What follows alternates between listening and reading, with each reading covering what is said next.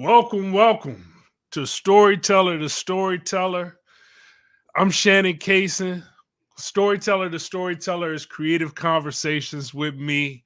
I'm a storyteller. I've been telling stories for over a decade now. I don't like to go into all those years because it kind of tells you how old I am, but I love being old and I love the experience too that I have in storytelling. I do a podcast called Homemade, Shannon Cason's Homemade. Been doing that for a long time, working with many organizations, telling stories.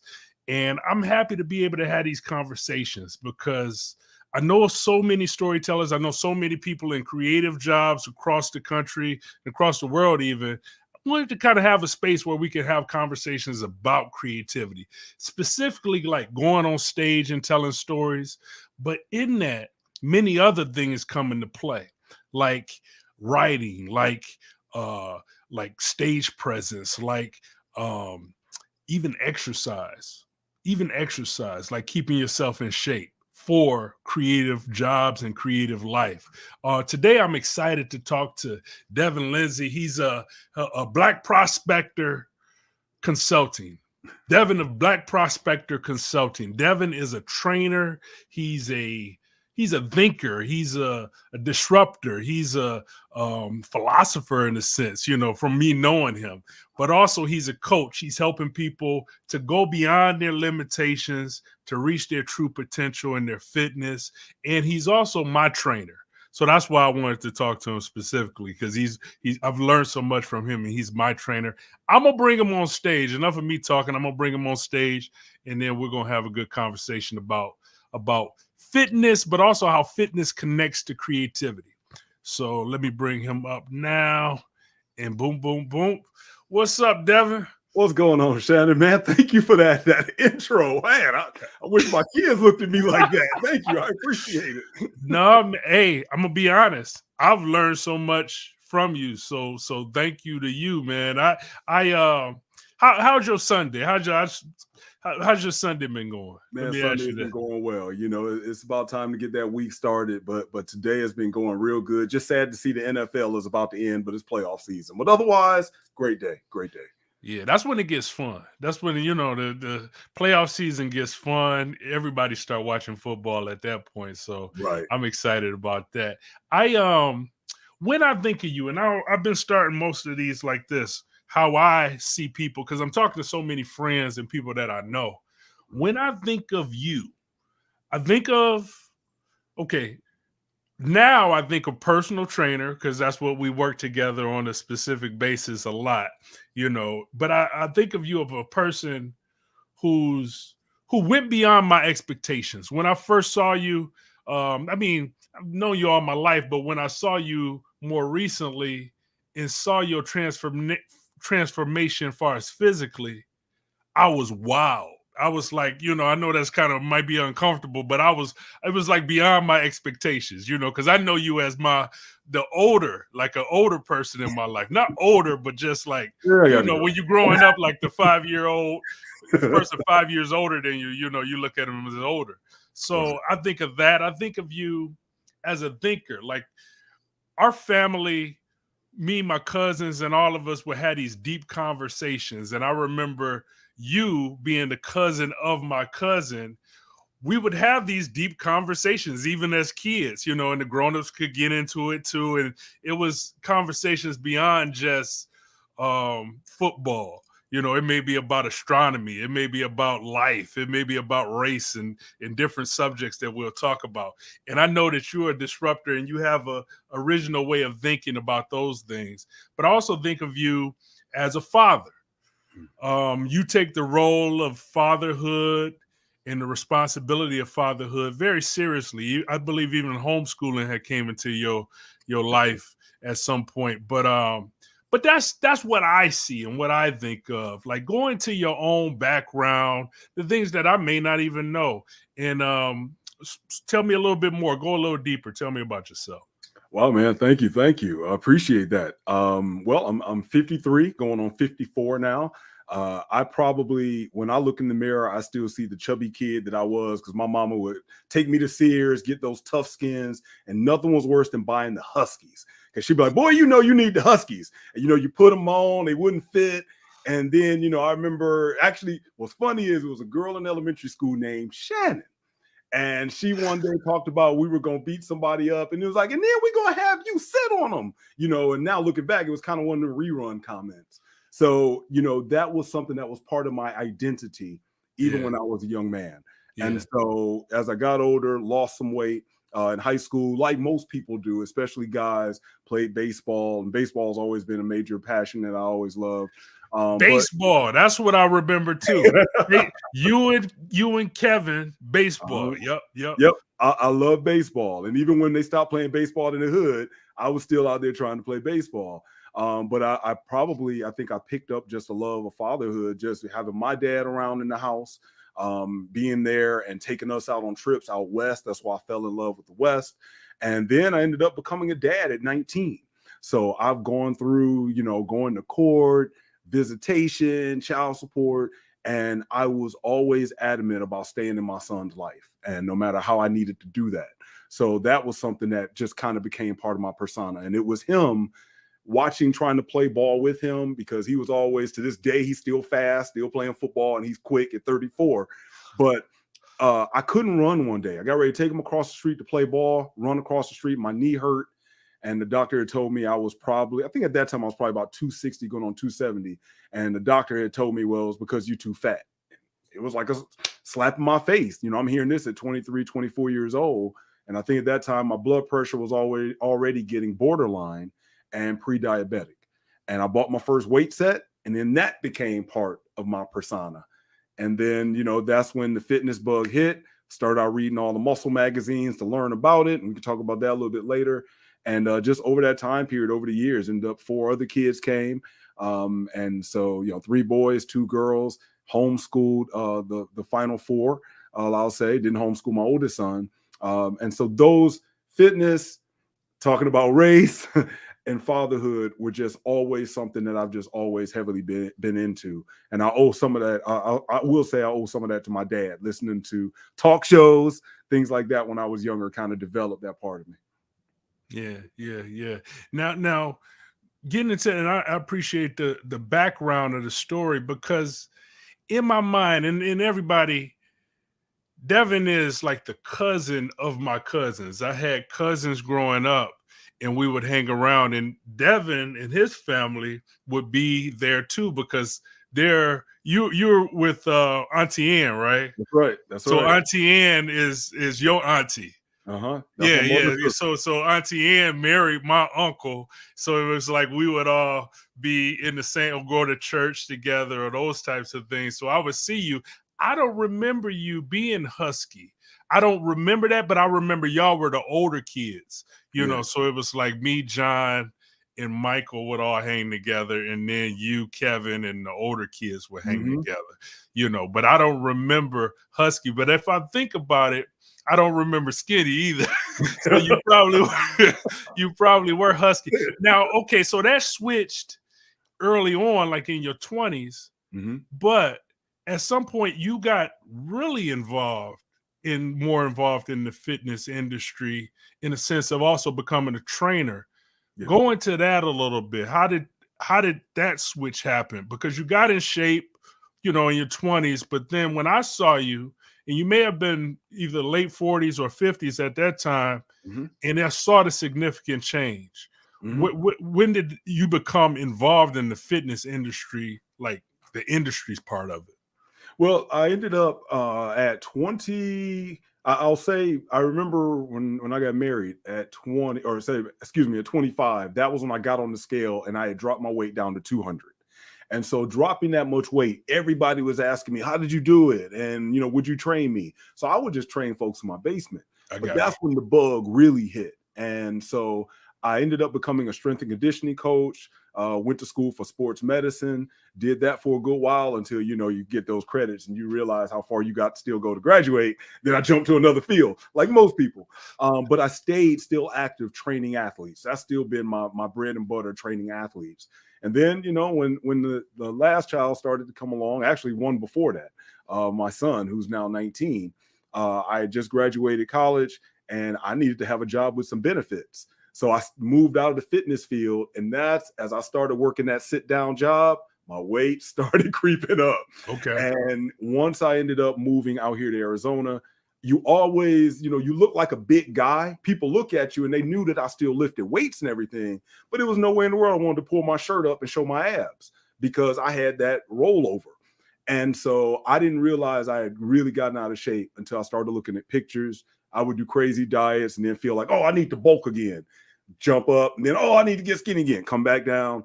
And then finally one day I saw my next door neighbor. He was getting ready for a contest. And he at the time was 61. And I saw how ripped and shredded he was. And then he became my coach. And that was what made a difference for me. And he took me to a level that I never thought I would ever get to. And so finally at 51 years old, 51, I'm seeing my abs. And that's when that was really the kind of the second switch. And I'll say that was the overdrive. That was the cruising gear that I knew I could stay this way for the rest of my life if I really was committed to it. And before that, I was never 100% committed, mainly to following my diet. I go to the gym, but, in order to really control my food, one cheat day here, one cheat day there always kept me away. But that was the final one. So, now here we are 3 years later. I can still see my abs and I'm in control of my weight for the first time in my life. You brought up a good point there when you talked about switching from fitness to the working job in working in the desk job. People nowadays, they work from home. A lot of people are working from home, even if they work for companies, or they're solopreneurs, with businesses working from home, basically on the computer, making a lot of money on the computers and phones daily. What's the importance of maintaining a fitness plan if you have that kind of lifestyle? Mm-hmm. What hurdles did you come into with that, because you actually experienced it and fell off? Mm-hmm. But what's the importance of staying on to be able to have a fitness plan with that kind of lifestyle, working at computers all day? I would say I would probably break it down into two categories categories of people. If you have someone like myself, I would say that's self-deception. That is, I'm still big in my shirt. So, when I walk out, folks like, man, you got some big arms.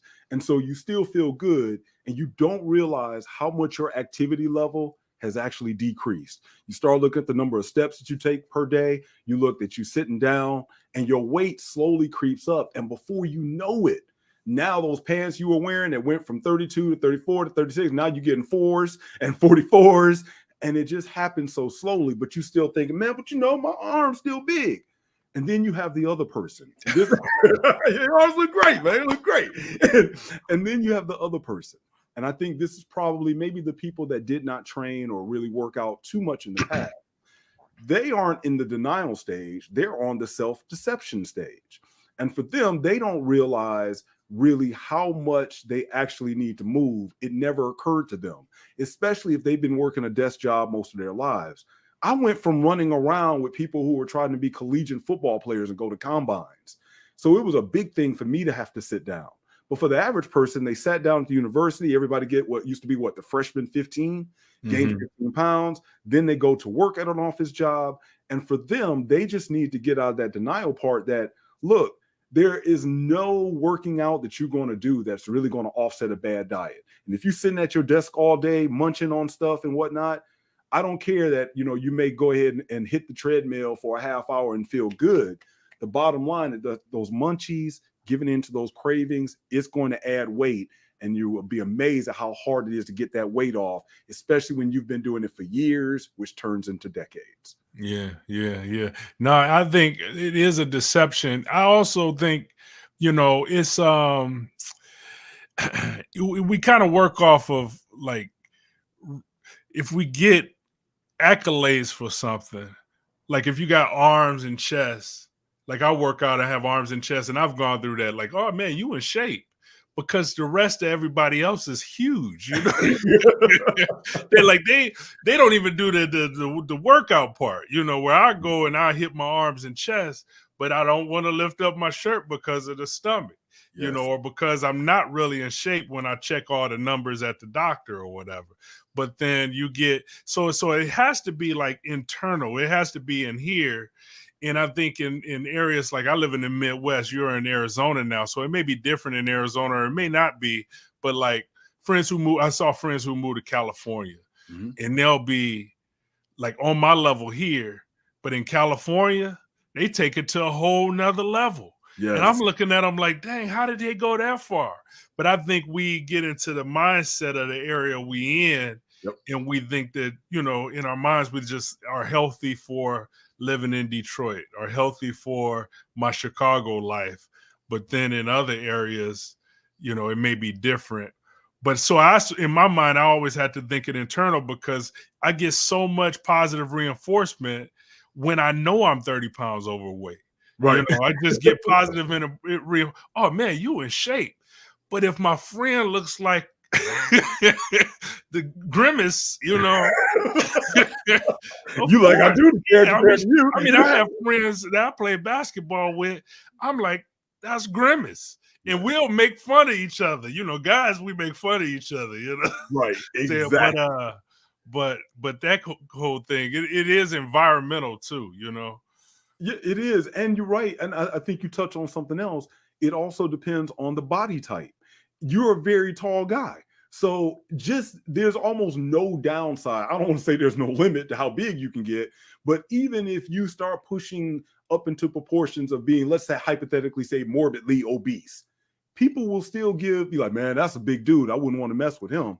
But if you were 5'6", Big that's dude. a whole different story. Now it's like, man, you know, that dude's a ball. And women go through the same thing. If they have a fat distribution where they hold most of it in, we'll just say those sexy spots that we find curvaceous, then we, you know, even in the Black community, we develop the term thick. Yeah. And Yeah. so we do that, and that woman feels like, well, I can keep gaining weight, even if her stomach is now protruding more than her breast. Yeah. But she's still thinking, well, I'm thick. Whereas if she did not have as many curves in the quote unquote right spots, then she might feel like, nah, I need to lose weight because I need to pull it in. We view things when we look at each other from more of an aesthetic position, aesthetic point of view.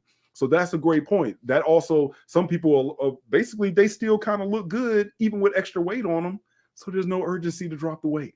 Yeah, yeah, but that's why I say it got to be here and here. Yep. And then my dad would make fun of my stomach all the time. So then that helps me out too, because he's very harsh and very hurtful in the things that he say, and I've gotten used to it. So it gets I'm just playing. It gets me on target. Let's talk about the mind and body connection as it pertains to creativity. And I know you're not a scientist in a sense or whatever, but you've done this for years, and you've worked with so many different people. Is there a connection? Is there a connection between a fit body and a creative mind, or a heightened creativity, or heightened intellectual ability? Can they go together, or is there a connection? Have you seen that in your travels? I would say that I don't know if there's a scientific connection. And I think if we started looking, let's say, from a brain standpoint, I don't think we may be able to find necessarily a causation or correlation. However, I think if one thing we know we talk about self-confidence, we talk about self-esteem.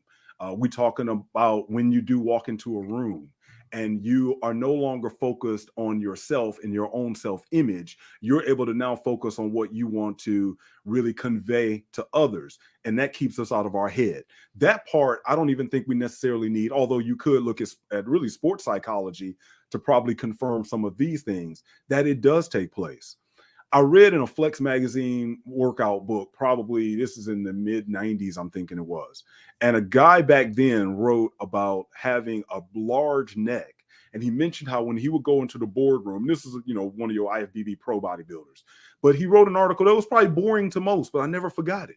He wrote that when he goes into a boardroom, the fact that he wears a regular button-up white shirt that most people would wear in the board executive room or business casual, but talked about how the thickness of his neck immediately gave him respect.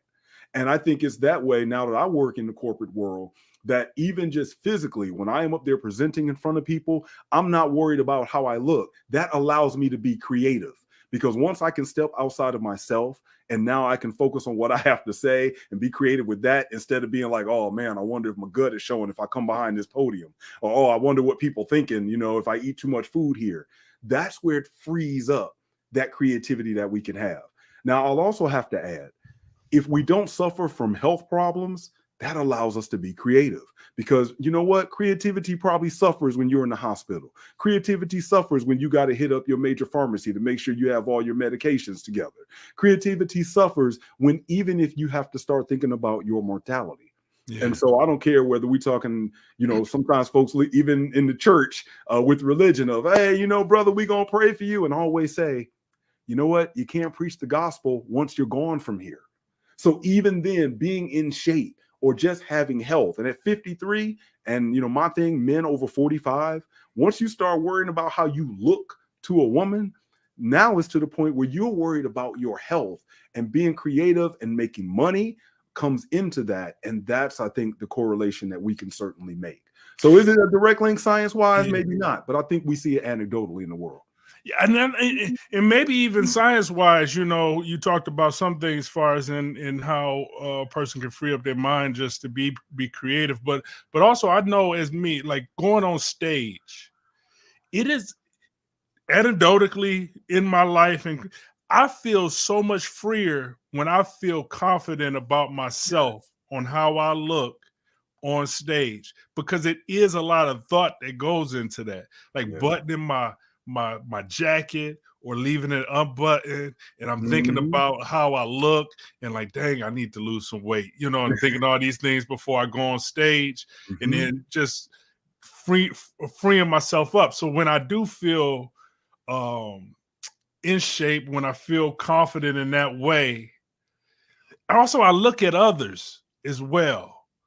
Like, I'll see people who are keynote speakers, in being a person who wants to go to higher levels in that. I'll look at them and I'll see that their skin is clear and they look in shape, and I like the way they suit lay on them and stuff like that. And I'm just watching and I'm like, dang, all the different things I can see in that. And then I see, it was always a thing for me too, like, look better if you go on stage, look better than the audience in some way. Yes. And if you're in shape, even if you're not wearing a suit, even if I'm not wearing the best clothes in the audience, but I feel like I'm at the top 10% when I'm on stage and people looking at me, it is a confidence that goes to that.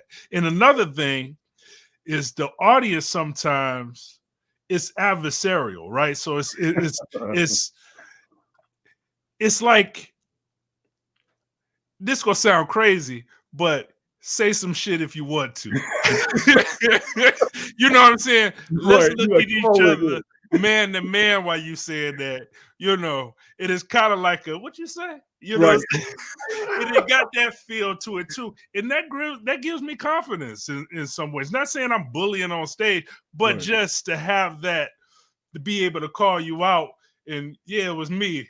If some 7-foot guy in the audience who built like, I'm like, okay, we'll keep talking. No, just a regular average, I feel like I'm in good shape. I feel like I'm in good shape. So I will say that being in shape helps me, helps my confidence, helps my creativity on in a lot of ways. Yeah. I like what an analogy someone made, and I just kind of expanded even more my own thoughts. And that is, you imagine, we can take the dating game. I like to compare a lot of things to male-female relationships, or even just people we interact with. And it's kind of related to creativity. You walk up to someone and you tell them, hey, I got a Benz, I have a Ferrari, I have a whatever. Now, if you live in Miami, that fool could have rented that thing, but that doesn't mean they actually have a big bank account. They can say, oh, I can do this, I can do that, but it doesn't mean anything. I'm good with money, but you don't know, they might have filed bankruptcy. You have no idea. Your physique does not lie on you. And that is why it's right there. And so it automatically, number one, again, it takes us out of our head. And people who are listening to our message, it almost doesn't matter what you're talking about. People know one thing: this guy or this woman can be committed to what they say. And now I have more trust in what they say because I've seen what they do with their physique. And when you harness that and know that as a speaker, again, it allows you to be a lot more creative in now what you want to convey. And what I found in my career, I come out of the automotive industry.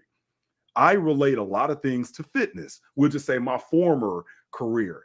And I found how much it resonates with the audience. So that has sparked my creativity even more, because I know not everyone in that audience may understand hybrid and electric vehicles, but every single person in that audience has probably been on a quote unquote diet at one time. And once I connect those things, I immediately now have their attention to pretty much anything else that I want to say. What about mental clarity? Like clarity, not so much just like the creativity part, but just clarity, mental clarity in fitness and exercise and movement and training and those things. Have you noticed any differences for yourself or scientifically or even with your clients in mental clarity and fitness? Absolutely. And I think this is why I encourage all my clients to compete. But I don't necessarily mean compete as in getting on the stage like I did. I mean compete in terms of having that event, whether it's a wedding, whether it's, a grandchild being born, or whatever it is, have that goal set, because that's going to open up that mental clarity to stay focused and to stay dedicated. One of the things I found that once I finally had to get on stage, my workouts went to a whole other level, because I thought I trained hard. Yeah, okay, I can do it. But then when I realized I got to stand up in front of a bunch of folks with some tight shorts on and no shirt, we ain't even talking about, like you said, the other people at the beach that may not look good. I'm in front of a bunch of fitness folks that are already in shape. And so now when I went into the gym, I had a clarity and a focus that I'm not playing. And then when I did my day job, I transferred that same focus and that same clarity. And even right now at this point in life, shout out to my cousin who said, you need to look at what you're going through in life right now as getting ready for a competition. He's telling me to make that connection of now you need to focus and have that mental clarity to do what needs to be done and not worry. And I was like, that makes sense. So I think we get it even in general. If we really want to go down deep into some of the habits and traits of, I'll say, committed people who are dedicated to exercise, fitness in general, you find that they are often people who are more scheduled. You find that there are often people who they are much more planned and much more committed and tend to have much more willpower. Those things, again, free up clarity, the same way that they tell us we should put out the things that we plan to wear the next day. Why? There's less decision fatigue. And decision fatigue has definitely been much research done on that the more decisions that we have to make in a given day, our bodies or our minds tend to want to take the easiest route. And we know when it comes to fitness and eating, the easiest route may mean, let me grab those Oreos because I don't feel like cooking. And that's that mental clarity that you end up freeing up when you know you're committed. This is my exercise regimen. I'm not going to eat these cookies because I'm about to go to the gym in an hour. I'm going to feel like crap. And plus, I'm not trying to blow my diet, whatever. I think that's a big part of that mental clarity that it frees up as well. Not to mention, again, the health issues. No, do you remember, it was one time, because we've been training together for almost 2 years now, and I remember once I was falling off a little bit, and I told you I was feeling a little depressed. I was feeling a little like just out of it, work stuff or some whatever creative related stuff, brain freeze or whatever. And I remember, do you remember what you told me? I don't remember what I said. What did I drop on you? You was like, train through it, man. Oh, like you told me, you was like, train through it. And I will be honest with you, it helped. So when I actually go to the gym, I don't feel like going, kind of out of it, don't feel like doing anything. And in my mind, I was like, I'm going to do something. If I finished the whole workout, I ended up finishing the whole workout, but I felt an accomplishment afterwards. And you talked about clarity as well, in the sense of I'll have that on my schedule to do for the day, right? So I have these client things, I have these personal creative things I want to do, but also I have workout in there. Now, say I fell off on some emails or I fell off on some thing that I wanted to write. But if I finish that workout, the sense of achievement for that day Yes. is high. And I'm like, well, I did do that. I took care of myself, in that way. And that's very important as well, that clarity of that. Um, what's your thoughts on like certain times of the day, like maximizing your workout? I tell you, when I work out in the afternoon because it's the less people at the gym, and I like to hit it at that time. And I work from home, so Yeah. I go at 2 p.m. and I walk to the gym and work out. Now I've had times when I've trained at 6 a.m. and it was even 5 a.m. I think, or 6 a.m. it was, and that had its benefits as well. But do you find any particular thing on time when people train in the day, like times that people train in the day? Is it Yeah, any absolutely. any advantage to any times? It's not so much an advantage, it's up to the individual. So I listen to a guy named Matthew Walker talk about sleep all the time, and the main thing, the main message is we all should be trying to get as much sleep as we possibly can. Most folks think they do well from 4 to 6 hours of sleep, and they do not. You can't outdo your biology. So getting up early to work out is not always the best thing to do. Things happen. Sometimes we can't sleep, insomnia, whatever. But it all goes back to, when do you do your best work in general? For some people, as soon as they get up in the morning, and that's how I was as a child. I was a geeky child watching the PTL with Jim Baker. We all know how that worked out. Watching PTL, Good Morning America. I did my best work as a young kid early in the morning. To this day at 53, I can't go to the gym when you go, because one thing for me, I'm just going to be more drained. But the second thing for me, it depends on how your life is structured. If you have kids, oftentimes people are already tired by the end of the day, or depends on what their job is. So later on might not work. But then I'm also getting tired and sleepy at 9 p.m., 10 p.m. I'm like, ugh. For some Yeah, me folks, they too. like, all right, we about ready to go to the club. And Yeah, so if that's the type of person, especially if they're younger, or even if they're older and they still like to stay up, watch movies, then going to the gym in the afternoon or late evening may actually be more productive for them, because Matthew Walker points this out in some of his research. At the end of the day, we're all different when it comes to the circadian rhythm of when we peak and when we're at our most mental alertness. So if you have always been a person that likes to get up in the morning and do whatever, then probably working out in the morning is going to be the most beneficial thing you can do, because by the end of the day, I don't feel like going to the gym. And then if you are a late person where you are most productive at night, then I going can't to the do gym in the morning isn't going to work. it. Yeah, Go at night when you're at your most, when you feel you're at your prime yeah. mentally, and you'll probably be there physically as well. I think some people's jobs put them in that, especially them early jobs you get in. Like if you Mhm. work, so I wake up at like 5 a.m. because I had a job that I had to wake up at 4 a.m. Yeah. And I know some people who work probably different times. They can work out at night.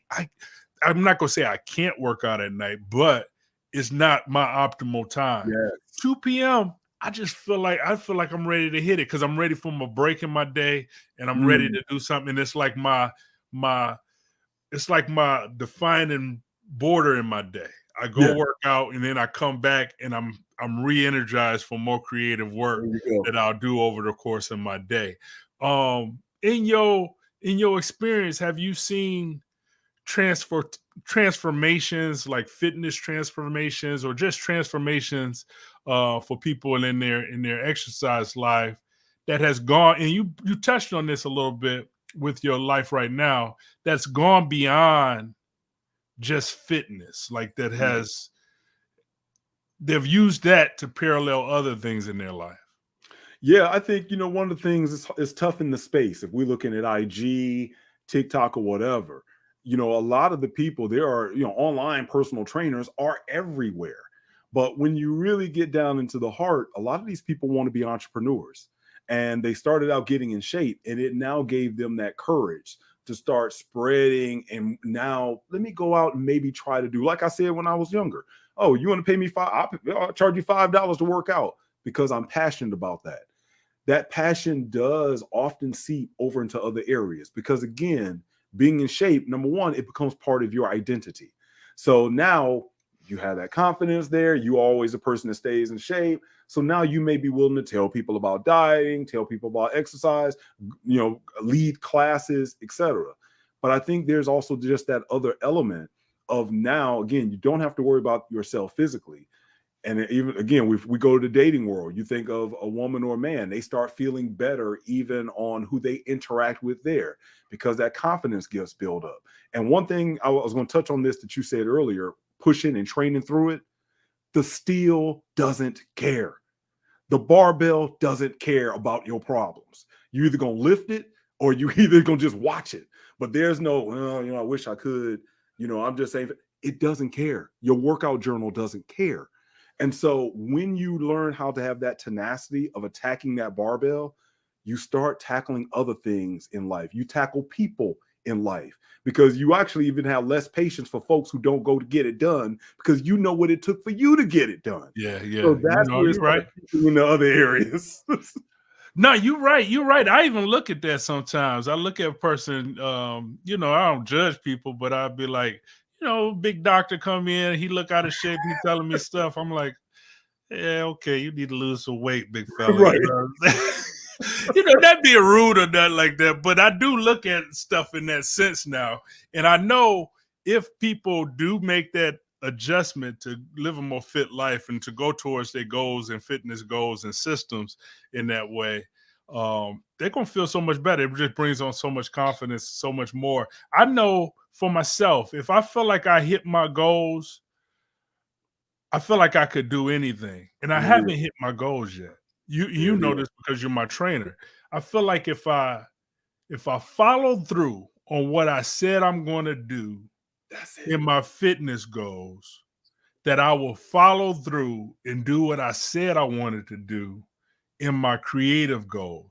Yes. If I let myself say, I'm good enough, I still get compliments. Yep.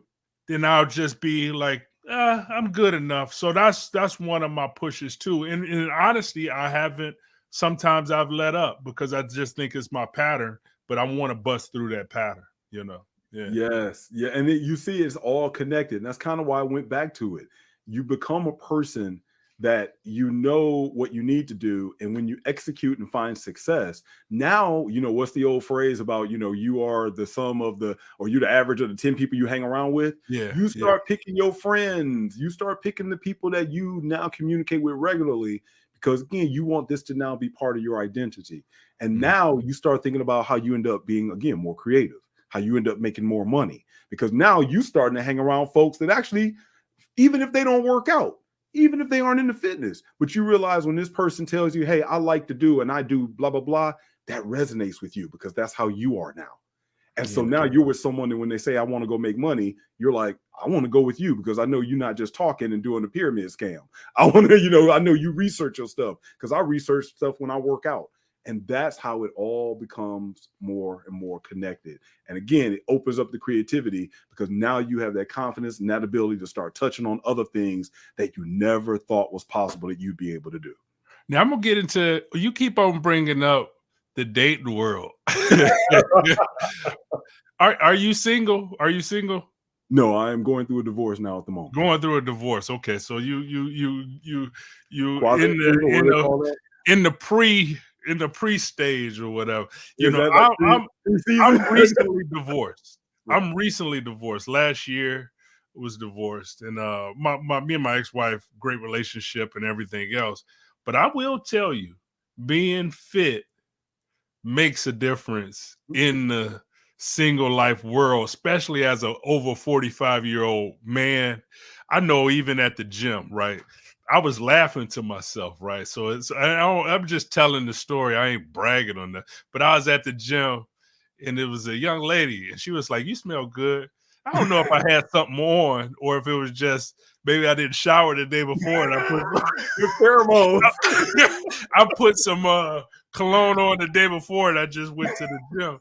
But we started talking, and she was much younger than me, much younger than me. I'm like, now when would this lady pay any attention to me? People pay attention to each other. So we went out a few times, we hung out and things, but we work out at the gym. I see her at the gym. We don't work out together. But in my mind, I'm just like, and then I it's just like you say, I don't have to think about as much. Like just putting on clothes. I wear this t-shirt and this hat and go out and meet for coffee or meet for a drink or something like that. I'm not thinking about, let me Versace myself down so I can impress somebody. I just feel like I'm just more comfortable and more myself in this new dating world for me. So thank you as my trainer. You have definitely helped side, I guess. I don't know. You have definitely helped my new single life. Just let you know. Yeah. Well, the reason why I try to match everything up, no pun intended, with dating, because when you look at male-female relationships, and I owe this to my mentor who's gone away from here, Dr. Lynn Lewis, and that was my sociology mentor, and she looked at race and marriage and family. And so we oftentimes, when it comes to relationships, that's really when things get to our hindbrain, because we can know something academically or how it should play out, but a lot of the choices we make, you can't beat biology. It goes down to attracting a mate. So even when it comes to fitness, I may speak on that in terms of a guy looking good for a woman or vice versa, because that often really gets to our original motivation. And then you can bring it around to, well, now what's the real benefit of that motivation? Because over the years, that's usually when dudes go, I mean, what do we call it? I don't believe in a midlife crisis. Let me say that. But what's one of the stereotypes? A guy gets him a gym membership. A woman that's going through a divorce, what does she first go do? Go drop some weight. We do these things subconsciously. And as Dr. Lynn Lewis used to say, when we look at someone, we think things subconsciously, even if she tries not to. And so we are aware of that, and that often dictates patterns in our behavior. That's one big reason why I always compare it to relationships. Yeah. But I've talked to you about that, where it's just it has given more confidence in that area now that I'm single, and now that I'm, and I'm older. I'm not older, but I'm saying, like, I'm right. over 45, and I still, still get a lot of energy from all ages, and it's a beautiful thing. Sure. What do you think about technology? Like, do you leverage technology for fitness, or are you one of them old school, a clipboard? Forget that technology stuff. I use a clipboard and you know me, I was about to grab a big journal right now. In a big journal. Are you in there with a jug and a clipboard? Or do you think about leveraging technology, and what's some of the apps or other things that might come into play for us new schoolers? Yes, I think, again, it depends on personality. I'm a data guy. I love having data, and I'm trying to pull away from gathering so much data in areas because I don't need it. I never go back and review it. So that's something I'm trying to work on. So for me, I have workout journals going back into the 90s. So I'll go find, and you don't throw it away. And I'm like, wow, I thought I was actually doing something, but I get motivation from that. And if you're that type of person, then I think having something you write down may be beneficial. But otherwise, using an app, I use Gym Goal. That's always been just kind of a favorite of mine. It's a very archaic type of app. No shade on Gym Goal out there in case they want to sponsor you or something. But, it's something I've been doing. I use Gym Goal for probably maybe, I don't know, almost a decade. It's the first app I ever bought. And that's what pulled me away from my pen and paper. At the end of the day, what I'll say most people should do, as long as they are keeping track of their progress. Because to me, there's nothing, again, as someone that doesn't really know what they're doing, that just walks into the gym and say, I think I did 8 last time, so I'm gonna just go and see how it feels. I mean, there's a room for instinctive training, but you can't live by instinctive training. And so you can leverage technology in using an app. So not everybody's on their phone texting. Oftentimes, for me, I'm recording my sets, reps, looking to see what I need to beat from last time, kind of a beat the log type of philosophy. I'm doing that in the app. Secondly, weight. We have so many apps now to keep track of your weight. I don't care if it's MyFitnessPal, which leads you into looking at how much you're eating. Everyone needs to have an idea how much food they're putting in their mouths. So many people, the reason why they keep gaining weight is because they think they're eating the same amount that they've always had before, but they're eating just a little bit more, moving perhaps just a little bit less, or they're moving a little bit more, but they don't realize that, well, because I'm moving a bit more, my body wants to eat. So they're actually eating a lot more. And so being able to keep track on MyFitnessPal, I think Eat This, Not That, there are just tons of apps or just websites that have been created. And it gets easy because you can copy. If you have a good day, let's say today I hit all of my macros, and macros mean you have your calories. So let's say 2,000 calories.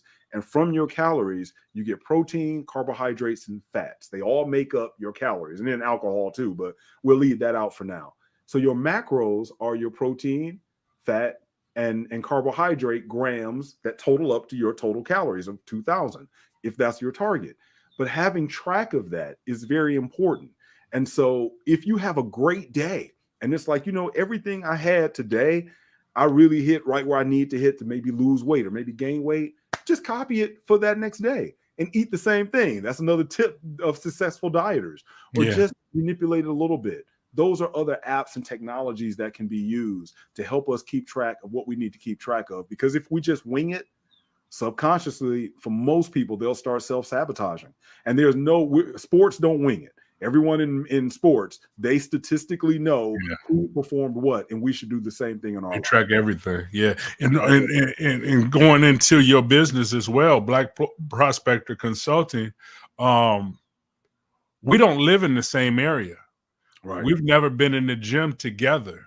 Right. Like you spotting me on any workout, but by keeping track of things, I'm able to give you that information, and then you're able to train people throughout the country. And I'll tell you, as a trainer, you're direct, you're clear, you're motivating, but you're also forgiving. You get what I'm saying? You're forgiving in some ways where it's not where you didn't do it, give up on everything.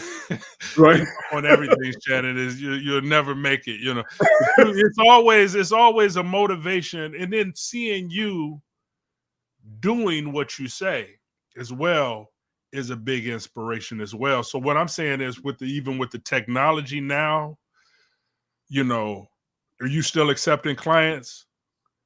Absolutely. Yeah, so Feel free. can train with Devin, Black Prospector, and I'm gonna put a lot of details in the description. Thank you. But I've been telling people it's a difference working with someone. And you said that earlier in the conversation. You said you saw your neighbor. It takes it to a whole nother level. I think it takes it through a whole nother level through the sacrifice, because you're paying to have it done. When you're paying for anything, you look at it differently. You value it differently. And then just having somebody more knowledgeable, a mentor, a trainer, a coach, those things elevate the activity or elevate anybody's performance in some ways. Have you found that to be true? Oh, yes. I was just having a consult with a new client recently. And in this case, I think this gentleman suffered from what my problem was. You need to get out of your head. And sometimes even people who train regularly, I mentioned this earlier, you get in your head. It's like, all right, I'm going to gain a little bit of weight, so let me go on a bulk. And, next thing you know, you're hitting up McDonald's or Burger King, and you're justifying it to yourself. I'm trying to put on a little bit of mass, and then when you feel bad, next thing you're going to fast, or you're going to do intermittent fasting, or you're going to do keto, and then you get down and you start feeling depleted. And now I need to go on a bulk. And you need that coach often to say, just trust the process. You look good. My coach used to tell me, because I used to be paranoid when he would increase my calories. He'd say, I'm not going to let you get fat. Shout out to Wiley. Wiley, I appreciate you. He'd say, I'm not going to let you get fat. And it took me out of my head. And that's what I needed. And I think that's the greatest benefit for someone like me. For other people, let's say training wise, and that's been the good part and why you can train anywhere. when I started off in this game, I had to read magazines, and I'm looking at magazines and seeing Ronnie Coleman, squatting, 800 pounds. I'm like, yeah, buddy. And, and I'm looking at Ronnie, and I might see a videotape with him squatting, but I had to read on how to squat. Today, we have YouTube where people will break down, Mark Ripito and many others will break down the technique of how to squat. In the program that we use, I could put demo videos in there, how to squat. I can say, hey, Shannon, send me a video of you doing this exercise. 30 years ago, we didn't have that. That's why I got jacked up knees and a jacked up low back now, because I just read it, tried to go to the gym and execute. And technology now allows us to actually show that to someone who may be able to instruct us and say, yeah, you had the camera behind you, and now I can see that maybe your hips started shifting or that your knees were bowing in. And when you're performing the exercise, you often never catch those subtleties that end up causing injuries later. So that's another perfect example where technology is used today. Yeah, and it's an unbelievable value. Working with you is incredible value because it's technology based. We're able to talk to each other through the app, but also you give conversations. So we have check-ins. We have a whole group that we work with, and that group inspires one another through the app, so all those things are amazing, man. I just wish you much success and many people to be able to get this information as well, because it's not, I think something should be a sacrifice if you're going to get success through it, but also at the same time, it's a value. I mean, it's not, doesn't you remember those old workout gyms back in the day? Like you sign on and you just it's the end of your life. Your credit is gone, everything is tore up. It's not that, at all. No, I tell everyone, I don't want your money.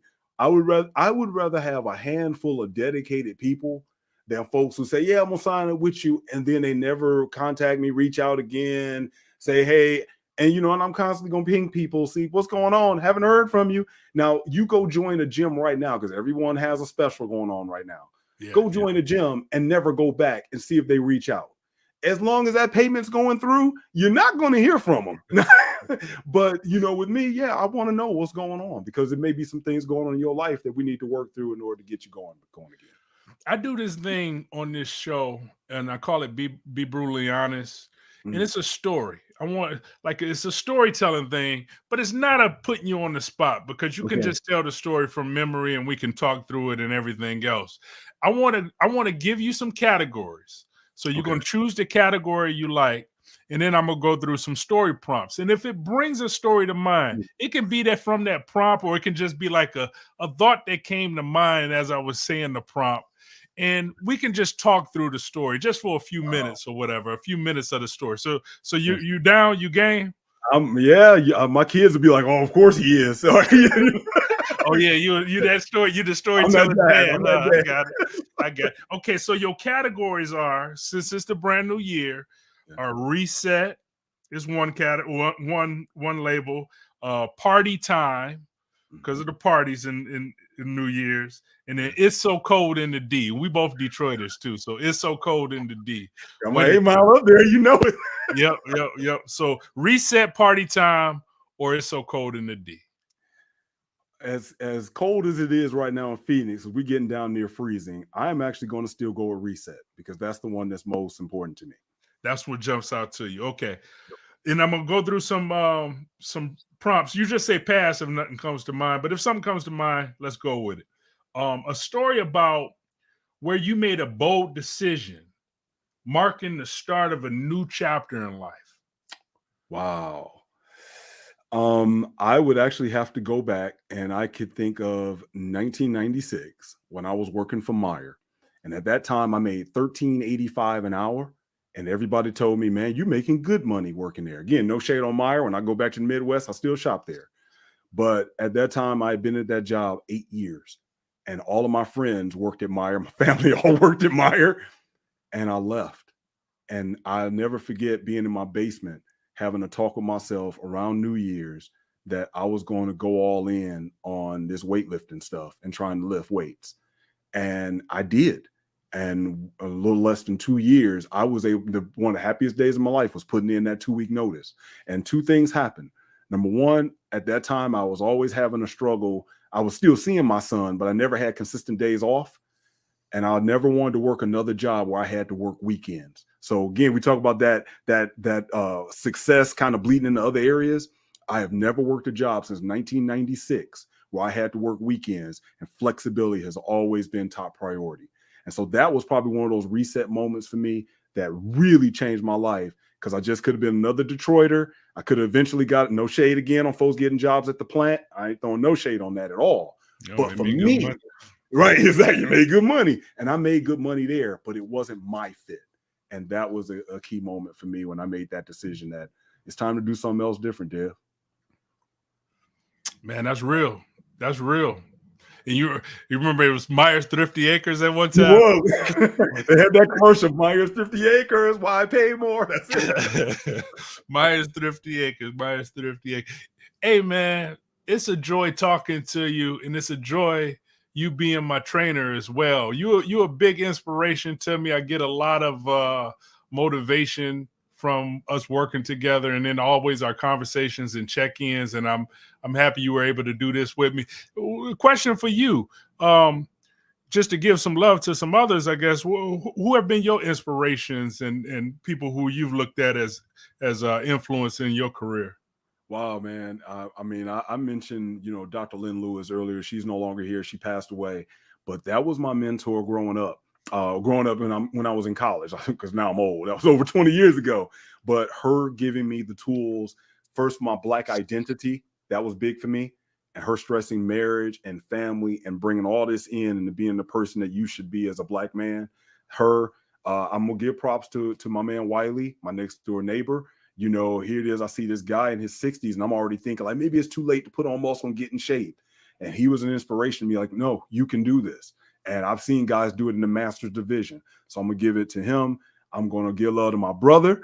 My brother is always a mentor to me, even though he's 6 years younger than me. That's my big brother in so many ways, of always pushing me that you can do it. And man, I'd be remiss not to give some love to my father, because at the end of the day, ups and downs, good and bad, I know the Black man that I am. I still owe a lot of that to Richard Lindsay. And even the bad makes me say, how can I improve that? And even the good makes me say, I need to inspire to get to that point. Even though he used to lift weights and thought he was strong, but I was like, Dad, you never really did any of that. But he put a love for me for knowledge, information. My dad wasn't one about graduating high school, but he went to the factory, but that still set the model for me to get up early and to get on my grind and to just keep pushing. And that's why I'm out in the West now. So I owe that to him. So I have to say that. Nah, I love it. I love it. The respect of your dad as well and all the others. Beautiful hearing that. And I've talked to you about my dad. Yeah. When I saw that picture, you put it on Instagram or something and we followed each other, and I was like, I know him as my older cousin. You know what I'm saying? I know him as like the older one. And I was like, hey, we got to talk. And I remember I just immediately just reached out to you. I was like, how did you do that? And then when you talk about, like we talked about my dad, like I remember seeing my dad going through COVID and different medical stuff and being in the hospital bed and me going to visit him and then walking around with him with his oxygen tank, and him walking slow. And then we go to the powerhouse together and he beat me in the air. He beat me in the ab exercises. That is a huge motivation. Seeing your picture and then working out with my dad, I'm like, I can get there if I put in the work, So those things are huge inspirations for me, man. I appreciate you being here and doing this. And then what's next? What are you working on? And then how can people get in contact with you if they want to start a journey with you? Well, thank you, man. Thank you. And let me say, I gotta say, as my little cuz, if you will, it was funny when they reached out to me, because when you had tried to reach me, they were like, Shannon looking for you. And I'm like, Shannon, because I'm like, Shannon's a movie star, man. He's on NPR. I checked out that homemade, so he looking for more. So, brother, I am so proud of you and from where you've gone, even just since we started, because I've watched you reset, and you have set also a pattern and a track for me. So I ain't gonna put you up there with my dad, but I'm gonna put you up there as number 5, especially at this point in my life of being an example. So we'll pull back from the love fest there. But what's funny is I work on stories as well. But one of the things I just put out there is every Black man has a story. That's a passion of mine, getting those stories from my uncles, older Black men. And it's not so much a part of the Black prospecting. That's why I named it consulting, because I'm more than getting in shape and conditioning. I got experience homeschooling, getting the stories from our elders, passing those around, getting them recorded, and just so the younger generation can learn from that. So folks can check that out. YouTube channel, I just got a new one going to kind of pull everything into one place. Every Black man has a story. I put segments on my IG. My IG is Black Prospector. And I think I'm like Black Prospector 44 on TikTok, because I can't keep up with these social medias. I'm 53. I'm too old for all of that. I'll put them all in the description too. Okay, I didn't know you were on TikTok. I'm gonna look you up on TikTok. Okay. I didn't even know. Yeah. Because we talked about that too. You got to talk about yourself more. You know what I'm saying? Get more stuff out there, because y'all unbelievable, man. You and my dad, I'll be like, man, them guys is no joke, man. I appreciate you as always. And to everybody, make sure that you subscribe, make sure you like the podcast. I'm gonna be talking to more and more storytellers as we go. This is the start of a brand new year, and you're gonna see some people every week. So I'm excited about this. And we got some great storytellers coming up. So if you enjoy the storytelling thing, like the Moth, Risk, Snap Judgment, Homemade, you're gonna love Storyteller, the Storyteller, because we're gonna go in deep with the storytellers. But fitness is important. So get up from the desk, get your ass up from the desk, go to the gym, go sign up for a membership, find somebody to work out with. If it's Black Prospector or if it's somebody else, find somebody to help kick your ass at the gym and get to it. And I appreciate you very much. Stay on, Devin. I'm gonna holler at you in a little bit. Thank you, Shannon. Appreciate you. Always figuring out how to do this thing. I always say the same thing. I'm figuring out how to do it. Damn. Now that's homemade.